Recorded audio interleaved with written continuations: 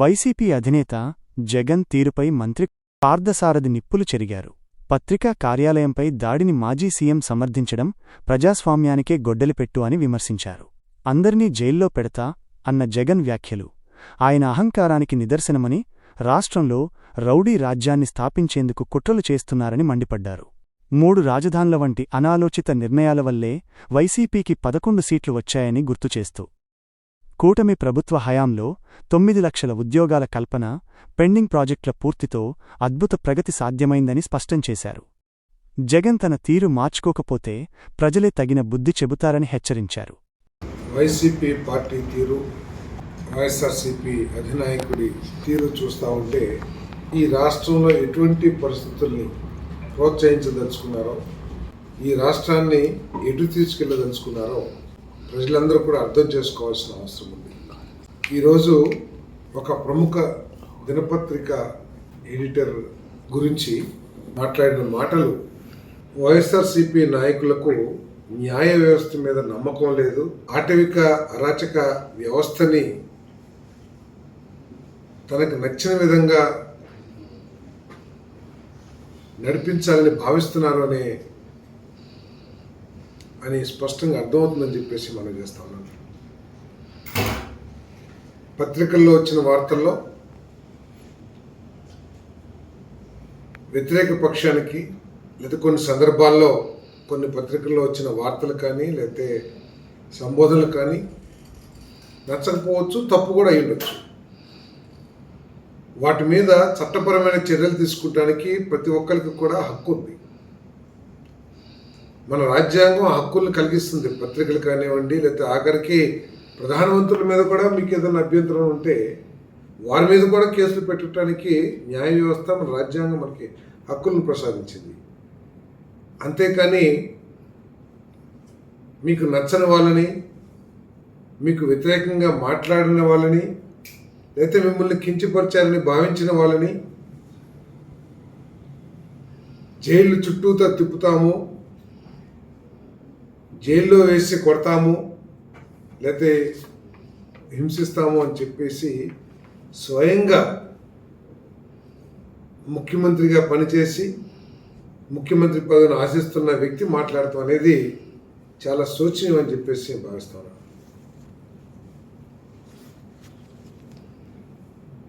పత్రికలు అనేవి ప్రజాస్వామ్యానికి పట్టుకోమలాంటివి. ప్రజాస్వామ్యంలో, రాజ్యాంగంలో వాటికి ఒక ప్రత్యేక స్థానం ఉందన్న విషయం ప్రతి ఒక్కరికి కూడా తెలిసిందే. ఏదో పత్రిక మనకి తప్పు రాసి ఉండొచ్చు, లేకపోతే అది అభ్యంతరకరమై ఉండొచ్చు వారు రాసింది, లేకపోతే వారు చెప్పింది. దాని మీద చట్టపరమైన చర్యలు తీసుకోవచ్చు, ఎన్ని కోట్లకైనా నష్టపరిహారం ఫైల్ చేయొచ్చు. దాన్ని వదిలేసి ఈ విధంగా కార్యకర్తలకి తమ పార్టీ నాయకులకి బోధ చేస్తున్నారంటే, క్షేత్రస్థాయిలో ఆ పార్టీ నాయకులు, కార్యకర్తలు ప్రజల పట్ల కానీ లేకపోతే ఇతరుల పట్ల కానీ ఏ విధంగా వ్యవహరిస్తారో అర్థం చేసుకోవాల్సిన అవసరం ఉందని చెప్పేసి మనం చేస్తాను. ఇది కరెక్ట్ కాదు. మీరు ఏదన్నా రాజ్యాంగపరంగా, న్యాయపరంగా, చట్టబద్ధంగా చర్యలు తీసుకోవడానికి మీకు ఎప్పుడైనా అవకాశం ఉంది. అంతేకాని అంటే మీ ప్రభుత్వాన్ని తీసుకురావడానికి ఆలోచిస్తుంది ప్రజలకు మేలు చేయడానికి కాదు. మిమ్మల్ని ఎవరైతే ఇబ్బంది పెట్టారో, మీకు ఎవరైతే వ్యతిరేకంగా మాట్లాడారో, లేకపోతే మిమ్మల్ని ఎవరైతే విమర్శించారో వాళ్ళందరినీ తిరిగి హింసించాలి అనే భావంతోనే మీరు ప్రభుత్వాన్ని మళ్ళీ ప్రభుత్వంలోకి రావాలని ఆలోచిస్తున్నారా అని చెప్పేసి అడుగుతా ఉన్నా నేను. మీరు ఏ విధంగా 5 సంవత్సరాలు పరిపాలన చేసింది, ఆ పరిపాలన ఏ విధంగా ప్రజలు తిప్పికొట్టింది అందరూ కూడా చూసాం. మళ్ళీ ప్రజలే న్యాయ నిర్ణేతలు. ఒకవేళ ఈ ప్రభుత్వం చేయకపోతే తప్పకుండా ప్రజలు తగు న్యాయం చేస్తారు. అంతేగాని మా ప్రభుత్వం వస్తుంది అంటే ఏంటి మీ ఉద్దేశం? వస్తుందో రాదో తెలియని దాని గురించి వస్తుందని అభూత కల్పనలు కల్పించి భయపెడతానికి ప్రయత్నం చేస్తారు అధికారులు కానీ, అధికార యంత్రాంగం కానీ. అంటే ఈ వ్యవస్థ, ఈ రాష్ట్రం అంతా కూడా అన్ని విధాల అట్టడుగు స్థాయికి వెళ్ళిపోవాలని చెప్పేసి మీరు ఆశిస్తున్నారా జగన్మోహన్ రెడ్డి గారు అని చెప్పేసి నేను ప్రశ్నిస్తాను. అనేది ఇది కరెక్ట్ కాదు. ఒక ముఖ్యమంత్రిగా చేసిన వ్యక్తి స్థాయికి తగదని చెప్పేసి నేను భావిస్తున్నాను. వీటన్నిటికీ చూస్తే అమరావతి మీకు ఎందుకు అమరావతి మీద అంత కక్ష నాకైతే ప్రజలకు అర్థం కావట్లేదు. ఒకవేళ అమరావతి ఇష్టం లేకపోతే ప్రజలకి మొన్న 124 సీట్లతో గెలిపించేవారు కాదు. మీ విధానం ఏదైతే 3 రాజధానులు ఉందో అది ప్రజలకు ఆమోదయోగ్యం అయితే కనీసం ఓడిపోయినా కూడా గౌరవప్రదమైన ఓటమి మీకు లభించేది. మీ ఆలోచన ఏదైతే కేవలం ఎన్నిక అమరావతి 3 రాజధానుల మీద మెయిన్గా ఎన్నిక జరిగిందనేది తెలిసిందే. అదేవిధంగా మీ వ్యవహార శైలి మీద జరిగింది తెలిసిందే. కానీ మళ్ళీ ఆఖరికి అసెంబ్లీలో మీకు అవకాశం ఉంది అసెంబ్లీకి వచ్చి మాట్లాడి ఆ తీర్మానాన్ని వ్యతిరేకించడానికి. అక్కడ వ్యతిరేకించకుండా మీ ఇష్టం వచ్చిన భాషా భావజాలంతో పదజాలంతో మీరు అమరావతిని వ్యతిరేకించాలి అని ఆలోచించడం ఎంతవరకు సబ్ అని చెప్పేసి నేను ప్రశ్నిస్తా ఉన్నాను. నేను 2024 ఎన్నికల్లో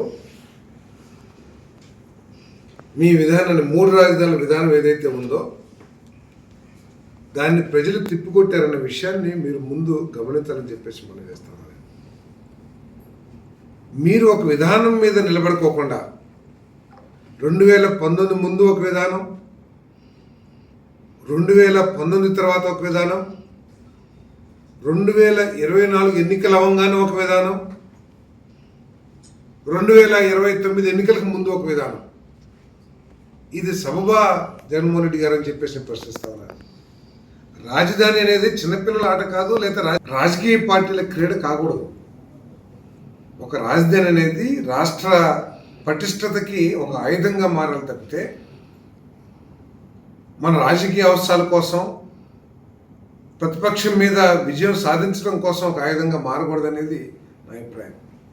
ఈరోజు పార్లమెంట్లో దేశంలో ఉన్న రాజకీయ పక్షాలన్నీ అమరావతి బిల్లును సమర్థిస్తే ప్రజాస్వామ్యం మీద నమ్మకం ఉన్న ఏ వ్యక్తి అయినా సరే, ఏ రాజకీయ పార్టీ అయినా సరే తమ అభిప్రాయాన్ని మార్చుకుంటుందనేది నేను భావిస్తా ఉన్నాను. అయినా కూడా మీరు మావిగన్ అనే పేరుని పదే పదే మీరు మాట్లాడి అభాష పాలవుతున్నారని చెప్పేసి కూడా గ్రహించుకోకుండా రాష్ట్ర ప్రజల మనోభావాల్ని, ఆత్మగౌరవాన్ని దెబ్బతీస్తానికి ప్రయత్నం చేయటం చాలా బాధాకరం అని చెప్పేసి మనం చేస్తాం. మీరు అంతేకాదు, ఈ 20 నెలల్లో తెలుగుదేశం పార్టీ పరిపాలనలో ఏమీ జరగలేదనే విషయాన్ని ఏదో అబద్ధాలని మీరు ప్రచారం చేసి, సరే మీరు ప్రచారం చేసుకోండి, జరిగిందో లేదో ప్రజలందరూ కూడా చాలా స్పష్టంగా చూస్తూ ఉన్నారు. ఈ కూటమి ప్రభుత్వం సాధించిన విజయాల్లో 2027 మార్చి కల్లా, జూన్ జూలై కల్లా ఈ రాష్ట్రానికి జీవనాధారం కాబోతున్న పోలవరం ప్రాజెక్ట్ని అందిస్తాం. అదేవిధంగా ఈ రాష్ట్రానికి రాజధాని లేదు అనే ఒక చెడు అభిప్రాయం నుంచి బ్రహ్మాండమైన రాజధాని ఉంది అనేది 2028 కల్లా సాధిస్తాం. ఈ రాష్ట్రంలో మీ ప్రభుత్వంలో ఒక్క పెట్టుబడి కూడా, పెద్ద పెట్టుబడి అంటే పేర్కొనదగిన పెట్టుబడి కూడా తీసుకురాలేని పక్షం నుంచి దేశమంతా కూడా ఏ విధంగా వస్తున్న ఈ రాష్ట్రానికి పెట్టుబడులు అనే విధంగా దాదాపు 15-20 లక్షల కోట్ల పెట్టుబడుల్ని ఈ రాష్ట్రానికి తీసుకొచ్చి దాదాపు 10-15 లక్షల మందికి ఉద్యోగ అవకాశాలు కల్పిస్తాం. అదేవిధంగా మీరు ఎగ్గొట్టిన అన్ని ఇరిగేషన్ ప్రాజెక్టుల్ని, చింతలపూడి కానివ్వండి, వెలుగొండ కానివ్వండి, ఇంకా అనేక ప్రాజెక్టులు హెచ్ఎన్ఎస్ఎస్ కానివ్వండి, హెచ్ఎన్ఎస్ఎస్ రాయలసీమకి లబ్ధి చేసే ప్రాజెక్టును కూడా మీరు చేయలేకపోయారు. 3,000 కోట్ల పైబడి ఖర్చు పెట్టి రాయలసీమకి నీళ్ళు ఇచ్చిన ఘనత కూడా ఈ కూటమి ప్రభుత్వం అని గుర్తించాలని చెప్పేసి మనం చేస్తాము. మీరు ముఖ్యమంత్రిగా ఉండి మీ ప్రాంతమైన రాయలసీమలో స్టీల్ ప్లాంట్ తీసుకురాలేని మీ బలహీన ప్రభుత్వం కాకుండా రాయలసీమలో స్టీల్ ప్లాంట్ని స్థాపించడానికి కూడా ఈ ప్రభుత్వం సాధించే విజయాల్లో ఒకటిగా మీకు మనం చేస్తా ఉన్నాను. అంతేకాకుండా ఎలక్ట్రిసిటీ ఛార్జెస్ మీరు ట్రూ అప్ ఛార్జీలు వేసి భారం మోపితే ప్రజల మీద ట్రూ డౌన్ ఛార్జెస్ పెట్టి రూపాయి 10 పైసలు ఈ 2029 కల్లా తగ్గించే విజయాన్ని సాధిస్తాం. సో ఇవన్నీ కూడా సాధిస్తాం జగన్మోహన్ రెడ్డి గారు. మీరు, మీ పత్రిక, మీ ఛానల్ లేదా మీ కార్యకర్తలు ఇంతవరకే మీరు పరిమితం అయిపోతూ ఉన్నారు. ప్రజల మనోభావాల్ని పట్టించుకోకుండా మీరు ఇటువంటి అబద్ధాలు ప్రచారం చేయటం కరెక్ట్ కాదని చెప్పేసి మనం చేస్తాను. తప్పకుండా ప్రజలే న్యాయ నిర్ణేతలు. అంతేకాని మీరేదో అధికారంలోకి రాబోతున్నారని చెప్పేసి అధికారుల్ని 7 సముద్రాల అవతలన్నా తీసుకొచ్చి లోపలేస్తామని చెప్పేసి ఈ రోజు నుంచే అధికారులు పనిచేయకూడదనే భావంతో మీరు మాట్లాడతాం కానివ్వండి. పత్రికలు ఏమి రాయకూడదు, మీరు ఏది చెప్తే దాన్నే సపోర్ట్ చేయాలి అనే భావన కలిగిస్తాం. ఇవన్నీ కూడా కరెక్ట్ కాదని చెప్పేసి నేను మనవి చేస్తాను. పత్రికల మీద దాడి ఖండించదగ్గది. పత్రికలు తప్పు చేసినా, తప్పు రాసినా మీకు రాజ్యాంగపరంగా, న్యాయపరంగా అనేక అవకాశాలు ఉన్నాయి. ఆ విధంగా పోరాడాలి తప్పితే మిమ్మల్ని పోలీస్ స్టేషన్ చుట్టూ తిప్పి మిమ్మల్ని హింసిస్తాం, ఇటువంటివన్నీ కూడా కరెక్ట్ కాదు. అన్నిటికీ మించి మేము వస్తే అమరావతిని మారుస్తామనే భావాన్ని తీసుకెళ్తాం. అంతకంటే పాపం ఇంకోట్లేదని చెప్పేసి కూడా మనం చేస్తాం.